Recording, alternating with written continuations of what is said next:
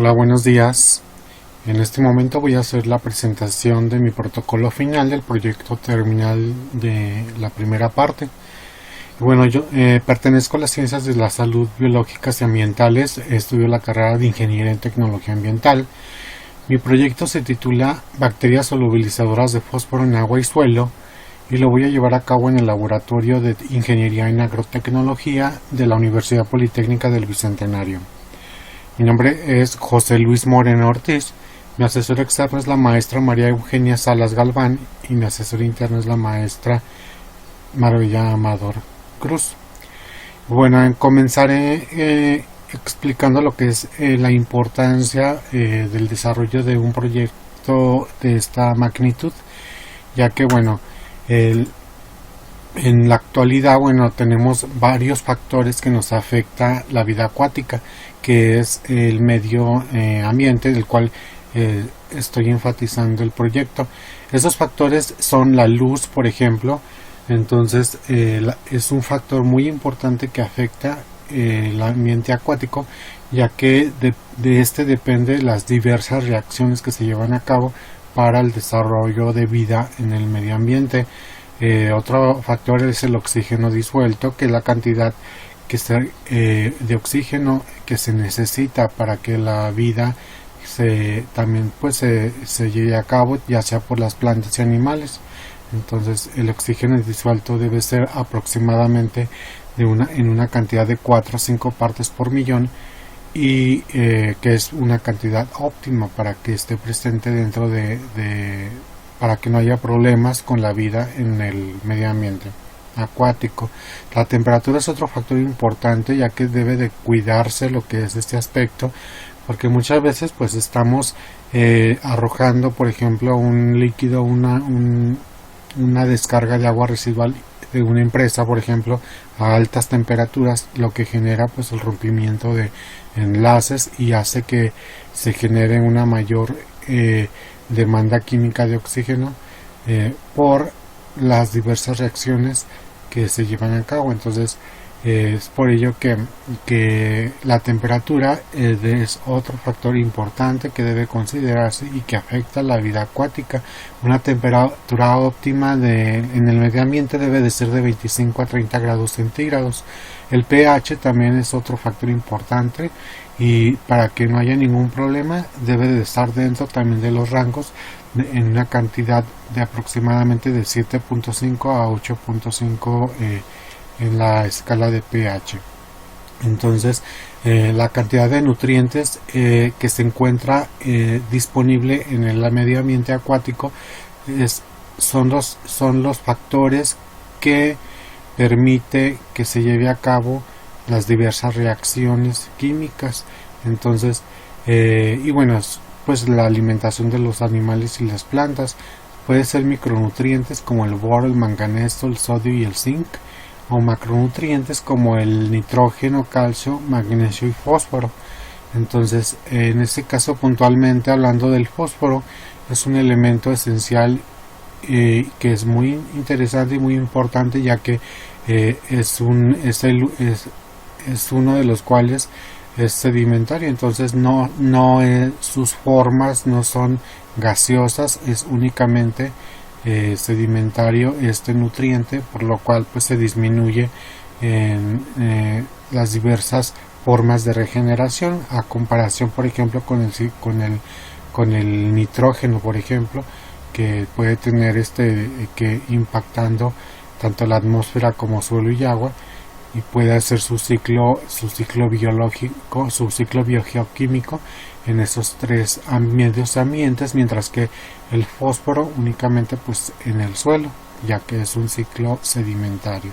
Entonces muy interesante el fósforo, y es en el cual me voy a basar para realizar mi investigación sobre lo que es el proyecto que estoy presentando, que es hablar acerca de la concentración del fósforo. Entonces ya que este macronutriente, cuando se encuentra en una mayor concentración, o cuando se encuentra en cantidades que no debe de presentarse, o más bien cuando está fuera de los alcances del ciclo biológico para su autorregeneración, empieza a realizarse lo que es la contaminación. El fósforo debe estar aproximadamente de 0.02 partes por millón presente en el suelo. Entonces,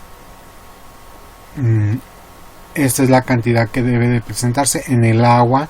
De acuerdo a las normas oficiales mexicanas, debe de ser aproximadamente de 5 miligramos por litro o 5 partes por millón en promedio, en promedio mensual, y de 10 partes por millón en promedio diario. Entonces, es por ello que el macronutriente, cuando se encuentra en mayor cantidad, genera el problema diagnóstico eutrofización. Entonces, la eutrofización es el aumento de masa o el aumento de nutrientes que se genera dentro del medio ambiente impactado. Las consecuencias que generan esta eutrofización son que se genera mayor cantidad de biomasa. Entonces, la biomasa es la producción de las algas que se generan las plantas que producen la eutrofización que producen en la superficie. Posteriormente, bueno, estas algas para poder vivir, para poder realizar sus funciones, utilizan el oxígeno que se encuentra disuelto en las plantas, en el medio ambiente. Entonces empieza a disminuir el oxígeno disuelto, y así aumenta la demanda biológica de oxígeno, bioquímica de oxígeno. Entonces esto hace que las plantas utilicen el oxígeno que se encuentra en el agua, aumentando así con la demanda bioquímica de oxígeno. Otra consecuencia muy importante es que la luz no penetra lo suficiente al formarse una capa de plantas sobre el agua e ir creciéndose, porque estas plantas llegan a un punto en el que tampoco pueden respirar. Entonces se van hundiendo y se van yendo hasta el fondo, y por lo que también disminuye la profundidad del lago o del cuerpo acuático impactado. Entonces, hablando sobre la luz, pues ya no alcanza a penetrar lo suficiente, por lo cual genera este problema de que no se realiza la fotosíntesis, o de los problemas que derivan en la muerte de la vida acuática, tanto de las plantas como de los animales, de los peces.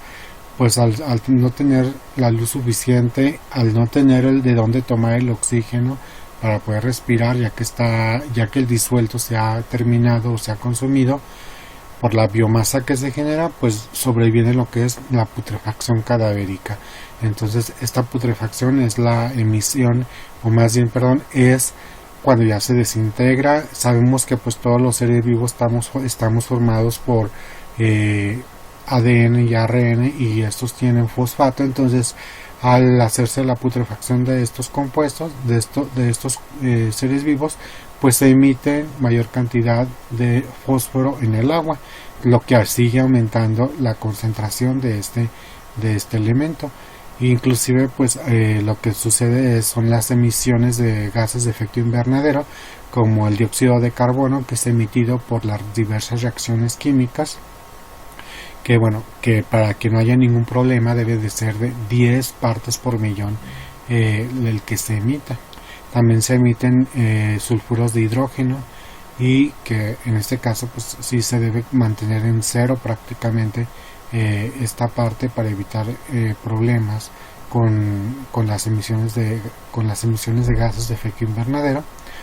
Y pues la demanda bioquímica de oxígeno debe de ser menor de 50 miligramos por litro. Entonces, esto significa que no solamente se está afectando lo que es el medio ambiente acuático, sino que también se afecta el medio ambiente atmosférico, el terrestre, el atmosférico, que es debido a la emisión de los gases de efecto invernadero. Entonces, también, posteriormente vemos qué es lo que causa también que este aumento está favoreciendo la eutrofización en un lago. ¿De dónde viene el fósforo? Pues son varias opciones. Viene del uso de los detergentes, ya que bueno, las empresas en los hogares, cuando se elimina el fósforo, cuando se eliminan las descargas residuales de agua, pues no, obviamente no llevan ningún tipo de tratamiento, ni siquiera tienen una cloración ni nada, simplemente la arrojan al agua. Entonces estas aguas se van concentrando, y cuando van de las alcantarillas se dirigen a los ríos o a los cuerpos acuáticos, pues aumenta lo que es la cantidad de fósforo presente. También, bueno, como había mencionado, pues la desintegración de la materia orgánica es otra forma de que aumenta la cantidad de fósforo en el agua. Entonces esto genera, y esto es una causa por la cual aumenta la concentración. Y bueno, también lo que son los compuestos fosforados cuando son aplicados en los suelos. Entonces los agricultores aplican compuestos químicos que tienen fósforo con la finalidad pues de que sus cultivos crezcan. Entonces muchas veces lo que hacen es que cuando ven que no obtienen resultados, pues continúan y aumentan la dosis, pensando en que el problema es de que están disminuyendo la dosis, o de que no están cubriendo la totalidad del cultivo. Entonces comienzan a agregar mayor cantidad de fertilizantes químicos, de fósforo. Entonces esto genera pues una concentración mayor. Entonces puntualmente sobre este punto, me parece muy importante mencionar que los compuestos fosforados están compuestos principalmente por la fosforita. Esta es una materia prima, es una roca sedimentaria que se encuentra, que es un recurso natural y es no renovable. Entonces, cada que utilizan los agricultores fertilizantes químicos, están utilizando la materia prima, que es la fosforita, que es de la cual se realiza este fertilizante. En la actualidad México tiene 30.000 toneladas de este mineral, de este elemento, de este mineral. Entonces se consumen 1.600 toneladas de fosforita por año, y bueno, haciendo una progresión se he verificado en una investigación que aumenta 3% anualmente este consumo. Entonces, haciendo una progresión, pues se tiene que para el año 2031 se habrán consumido 29.854 toneladas de fosforita, y nosotros tenemos 30.000. Entonces, por ello se requiere que se actúe de esta forma, de forma inmediata, ya que podemos terminarnos lo que es la materia prima que está utilizándose en los fertilizantes químicos, pero sobre todo es el efecto que tiene este elemento en el agua, que está haciendo que está generando la eutrofización y está generando impactos biológicos muy importantes. Entonces, por ello mi justificación para mi proyecto es que es necesario tener una práctica sostenible en la agricultura. Entonces, haciendo que el fósforo orgánico sea disponible naturalmente en los suelos. Hasta ahora solamente, se ha conocido un proceso que es el que se realiza por medio de las bacterias que solubilizan el fósforo. En el ciclo bacteriano de las bacterias, cuando realizan este procedimiento, convierten el fósforo, o convierten nuevas especies fosfatadas, las convierten de inorgánicas a orgánicas, de inmóviles a móviles, de insolubles a solubles. Y esto es para que este fósforo, una vez que se encuentra de forma inorgánica u orgánica, y que es móvil y que está asequible y soluble, pues puede ser alcanzado por las raíces de las plantas para promover su crecimiento vegetal, y con esto se va a disminuir el fósforo en los mantos acuíferos que causan la eutrofización. Y sobre todo, también otro aspecto económico importante es que se evita lo que es la dependencia del fósforo de fertilizantes químicos que generan, que se tienen que adquirir para cubrir esa necesidad de fertilización. Entonces es aquí la justificación que me parece muy importante, que sea puntual lo que es la utilización de las bacterias solubilizadoras de fósforo para redisponer o recircular este elemento que ya se encuentra en el suelo y que se redisponga para el uso y el uso de las raíces dentro de los cultivos agrícolas. Entonces, el objetivo de mi proyecto es aislar bacterias solubilizadoras de fósforo en suelos y cuerpos de agua del estado de Guanajuato. En este caso se va a aislar o se va a muestrear lo que son suelos agrícolas de la ciudad de Silao, Guanajuato, y también se va a aislar las bacterias, se va a realizar muestreo en el lago de Yuriria de Guanajuato. Entonces, en el lago de Yuriria de Guanajuato se van a aislar, se va a muestrear lo que son plantas hidrófitas, en las cuales se van a obtener las bacterias o se van a obtener los microorganismos presentes en las raíces. Se va a muestrar también el agua que está presente aquí en el lago de Yuriria, y por la parte del suelo pues únicamente lo que es el suelo que el suelo agrícola de la ciudad de Silao, Guanajuato. Entonces, para poder esos son mis objetivos, mi objetivo general. Mi objetivo específico que me va a ayudar a poder llevar a cabo este objetivo general es el aislamiento de bacterias solubilizadoras en aguas y suelos, la cuantificación de la capacidad de solubilización de fósforo de las bacterias solubilizadoras de fósforo, identificar las bacterias solubilizadoras en agua y suelos, cuantificar la concentración de fósforo presente en cuerpos de agua y suelos agrícolas, y la elaboración de un separario de bacterias solubilizadoras de fósforo, que sería mi objetivo final. Entonces, ¿cómo voy a realizar esto? ¿O cómo yo sé que existen bacterias solubilizadoras de fósforo? Pues analizando realizando la investigación, he encontrado que se han aislado principales géneros de bacterias solubilizadoras de fósforo en los medios ambientes suelo y agua, como Pseudomonas, Bacillus, Bradyrhizobium, Pantoea, Cocuria, Arizona, Proteus y Peinobacillus. Entonces, estos estudios, por ejemplo, el género Bacillus se utilizó para promotor de crecimiento y fue aislado en plantas de arroz del medio ambiente suelo. Entonces aquí pongo yo lo que es la fuente bibliográfica. También hubo otro estudio donde no se identificó el género ni especie, pero se aislaron las bacterias con la capacidad de solubilización de fósforo de plantas de tomate. También 3 cepas no identificadas y se utilizaron para biorremediar humedales artificiales. También se aislaron esas bacterias para ver la viabilidad de realizar un proyecto ambiental de esta magnitud.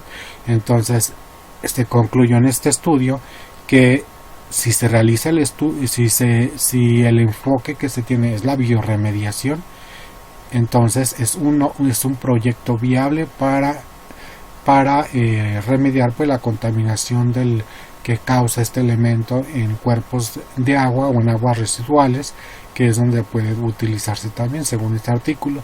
También tenemos las especies Pseudomonas y Bacillus que mejoran la disponibilidad del suelo en las plantas, el Bradyrhizobium cuando se inoculan estas bacterias que pertenecen a este género, es para suplir la falta de fósforo presente. También no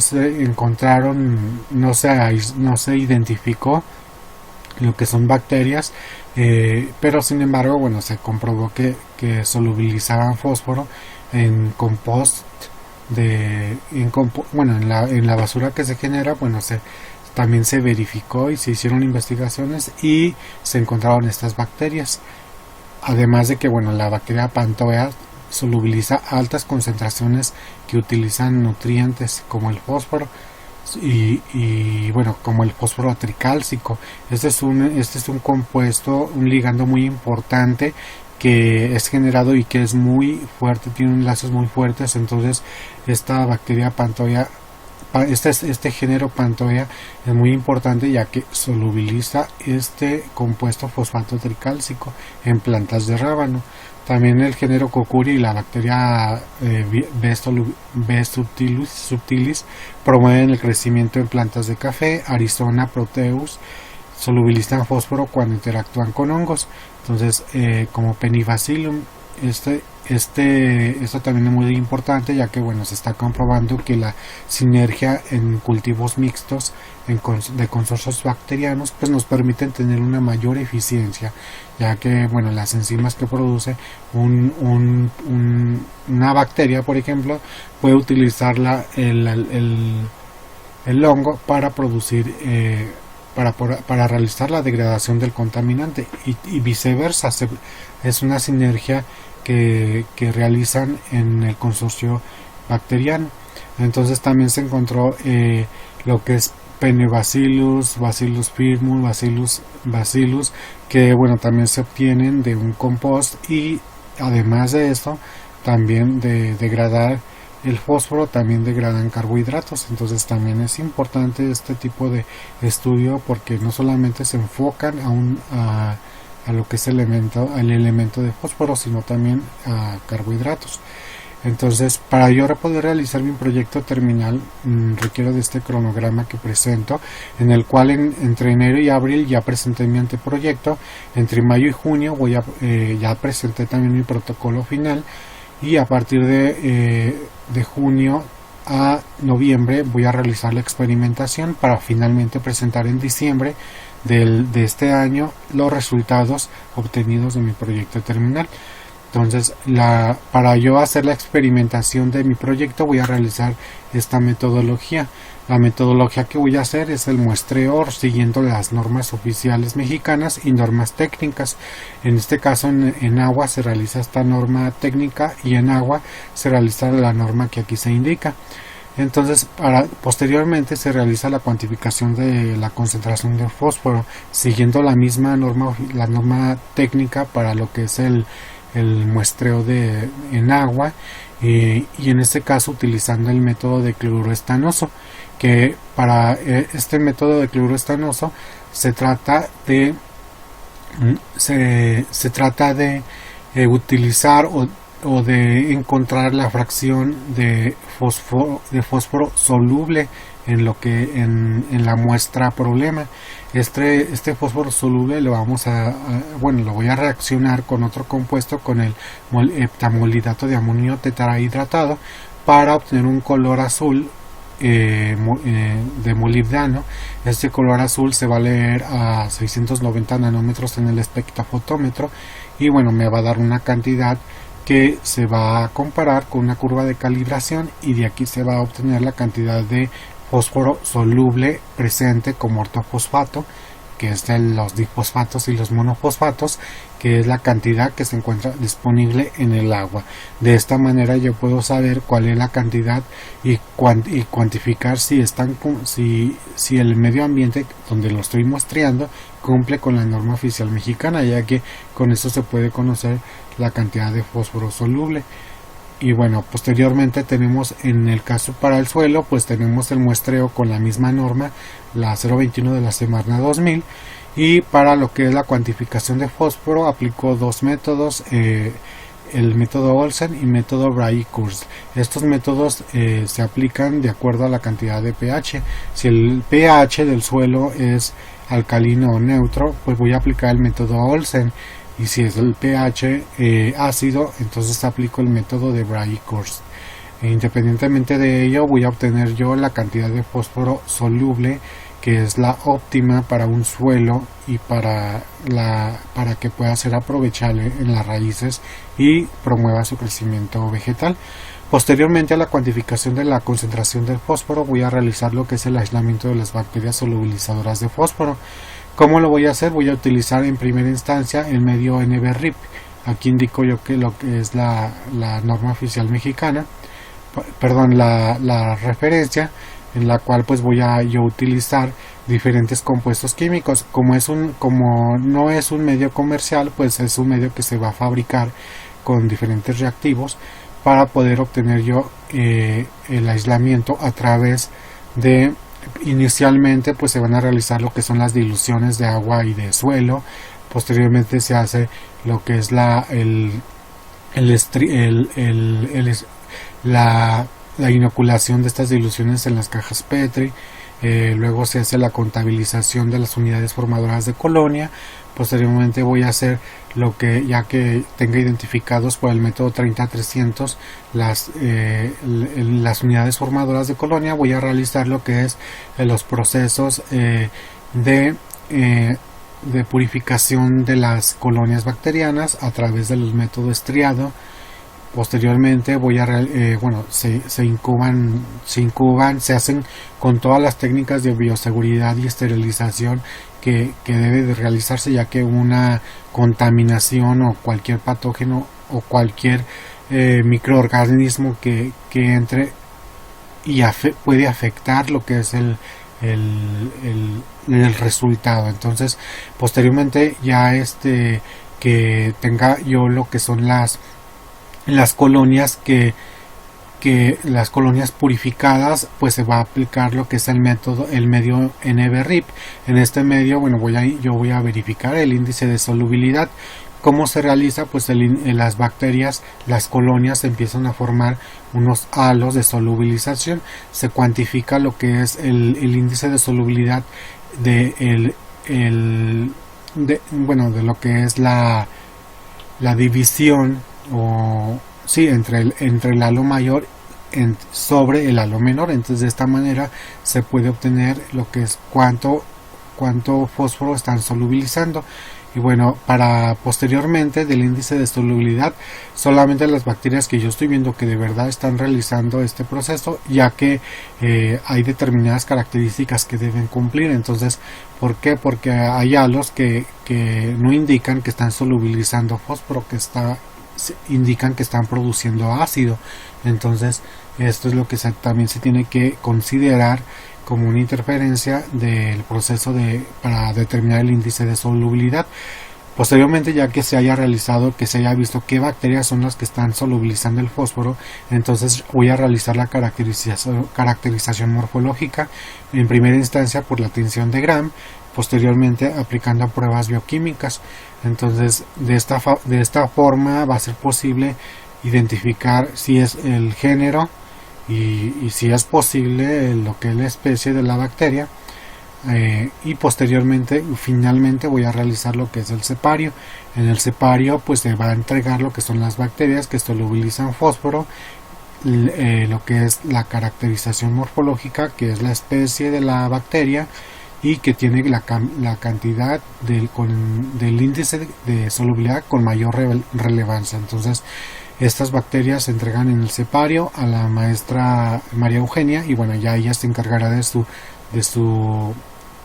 guardarlas, ya sea en el refrigerador a 4 grados centígrados o con el método que ella decida, con criogenización o con el método que ella decida. Entonces aquí lo importante es que se entregaría lo que es un cepario con bacterias solubilizadoras de fósforo, y estas bacterias pueden aplicarse, pueden utilizarse y probar su funcionamiento.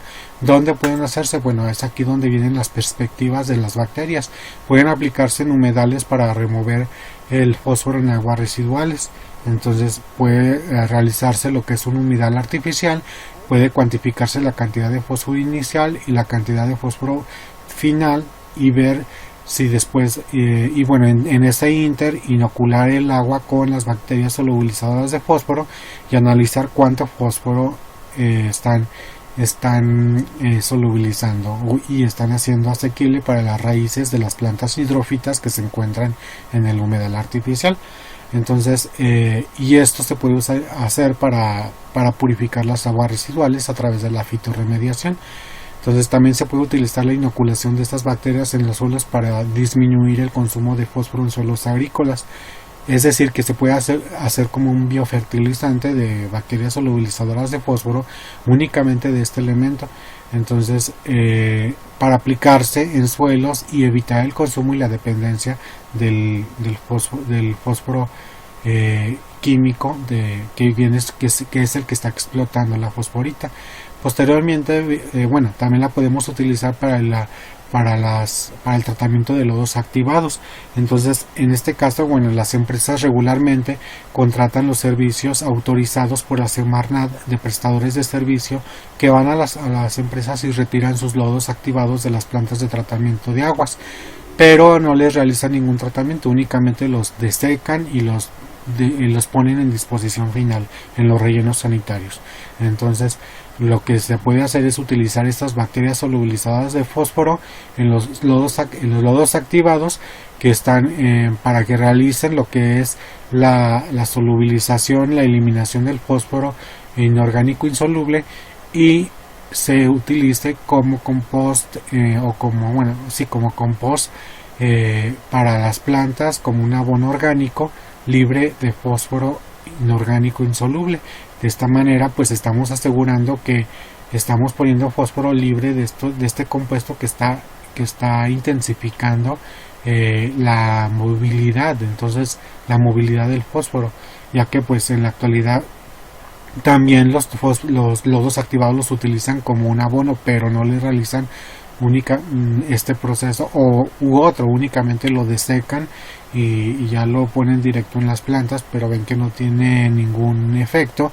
Y bueno, posiblemente se trate de este problema, y para asegurarnos de que no lleva un elemento que no va a utilizar o que no va a estar disponible para las plantas, pues se puede aplicar las bacterias solubilizadoras de fósforo. Y bueno, en este caso también tenemos que aquí tenemos lo que son las referencias de mi proyecto. Esas son las referencias únicamente de la presentación que les acabo de mostrar. Y bueno, esto sería todo. Este sería todo mi proyecto terminal. Esperemos que pues hayan entendido. Cualquier duda, cualquier comentario, les voy a pedir que me lo agreguen aquí, sea bueno, sea malo. Cualquier duda, con todo gusto, ya sea aquí a través de la plataforma de la universidad, o a través de YouTube, que es donde se va a publicar el video. Con todo gusto puedo responder sus preguntas. Y bueno, pues sería todo. Muchísimas gracias por su tiempo. Sé que me pasé un poquito del tiempo, pero espero que se haya entendido lo que es el proyecto terminal. Muchas gracias por todo. Hasta luego.